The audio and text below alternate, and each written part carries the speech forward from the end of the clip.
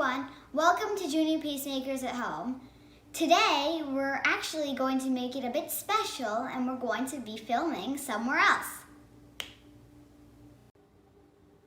So now that we're in a brighter place that's more fun to film in, let's get started.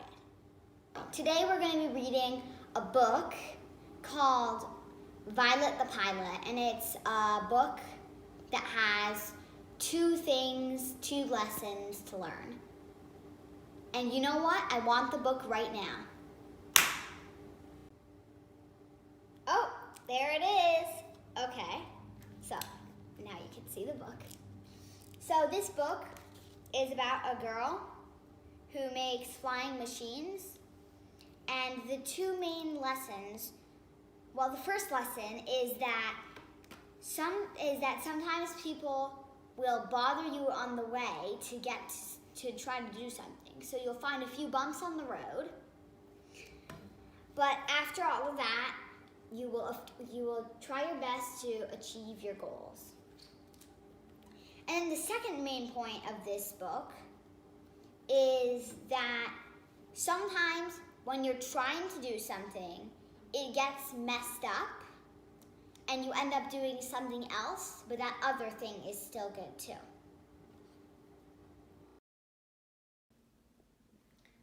So now let's read the book.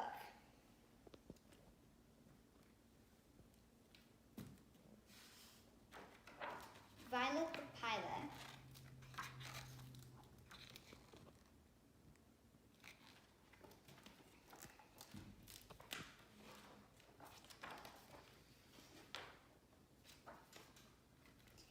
Everyone in town knew that Violet Van Winkle was a little different. For starters, she and her parents lived in an odd-looking house next to the junkyard her father managed.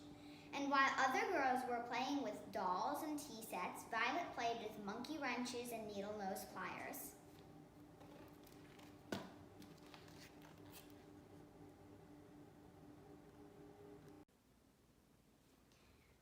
Violet was a mechanical genius. By the time she was 2, she could fix almost any broken appliance in the house. By 4, she could take apart the grandfather clock and completely reassemble it. Since she didn't have any friends aside from her dog, Orville, she would spend hours tinkering with things from the yard. Violet's parents were very proud of her, although they weren't too happy when she put a lawnmower engine on her cousin's tricycle. So that's her when she is 4. And the dog Orville. And then on this page is her cousin riding the tricycle, and there's a lawnmower engine on it right there, if you can see.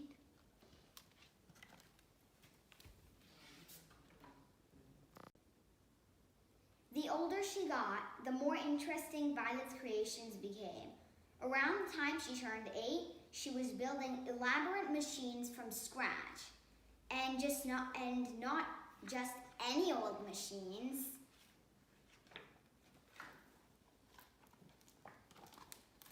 Flying machines.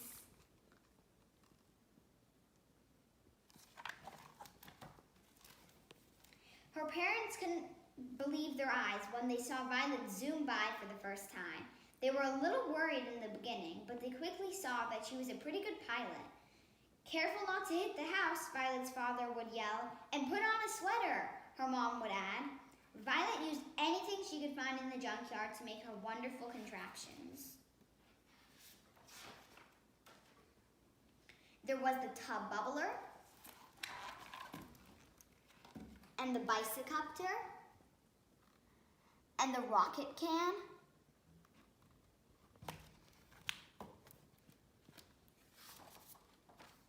the pogo plane, the slide glider, and the wingamajig, to name a few.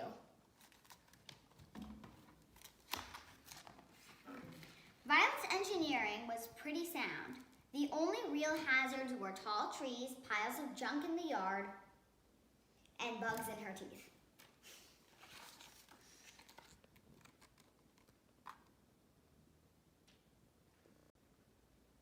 Kids at school would see Violet eating lunch alone and made fun of her strange books and greasy coveralls. Claude and Clyde Mulrooney were especially obnoxious. So that's her, and she's just reading her book and eating her lunch, and everyone is just making fun of her.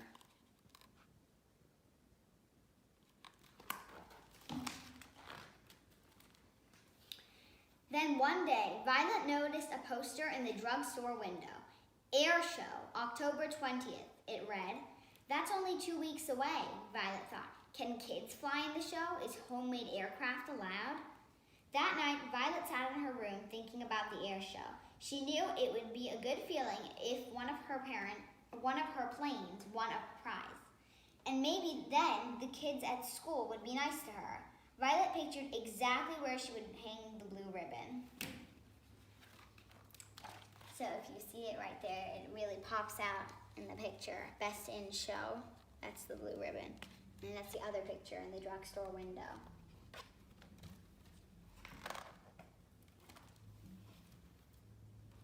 She and Orville spent the next few days combing the backyard for just the right materials. When they had collected a giant pile of stuff, the building began. One day, the Mulrooney twins happened to pass by. Look, it's that girl from school, one of them said. What are you doing, weirdo? I'm building an airplane, she told them. The twins exploded in laughter, then mumbled something mean as they walked away. Orville barked at the boys, but Violet went back to her project. Take it easy, buddy, she said. We're too busy to worry about them. And you can see here, that's the picture. Violet is just painting her plane. And Orville is just barking at the boys. And the boys are just making fun of her.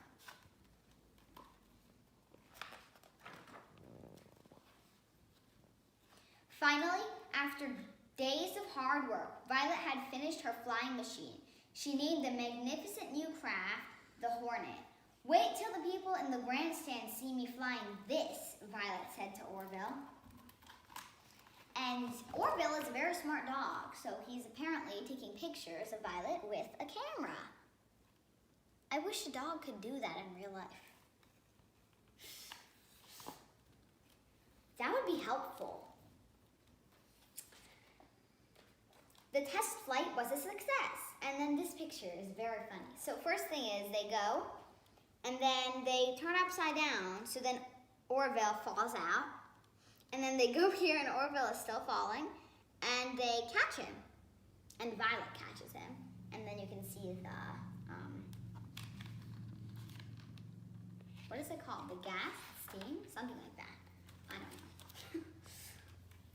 On the day of the big air show, Violet took off, bursting with excitement. Her parents' faces had beamed with pride when they wished her luck, and she thought about that as she flew through the clear autumn sky. She calculated that the trip would take about 20 minutes. She would arrive just in time for the start of the show.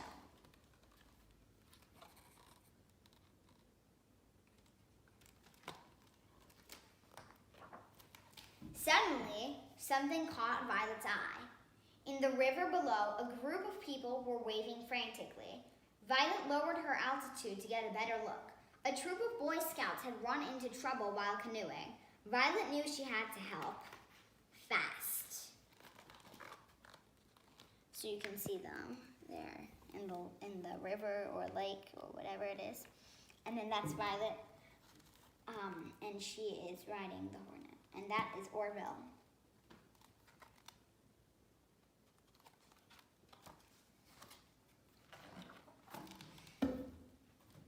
It wasn't easy rescuing all the boys, but Violet piloted the Hornet with careful precision. Saving the Scoutmaster from going over the falls was particularly dangerous. So you can see the pictures that she's slowly progressing to take them all up onto the Hornet. And she had a safe system because she had a rope and she had a tire so they could hang on to it and come up.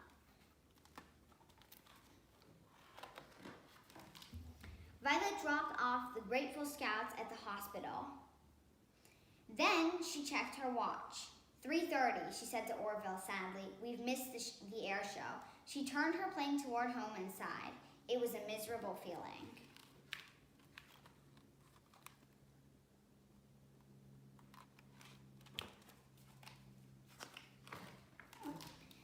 That evening, Violet had no appetite for dinner. She just went upstairs and sat on her bed. All of a sudden, she heard lots of noise outside the house. She and Orville went to the window and discovered that a crowd of people had gathered. Someone spotted her. There's Violet, the boy shouted jubilantly. There's our hero. And then you can see them. That's Violet. And then you can see here, she's just like, what? What are these people doing here? And then the parents are by the door and they're like extremely confused about what's going on.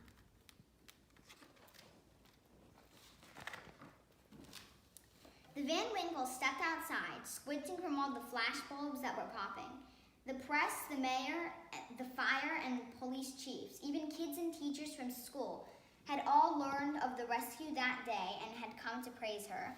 Young lady, please accept this Medal of Valor as a token of our gratitude and esteem, said the mayor, and he gave Orville a new collar with a license that said K9 Hero.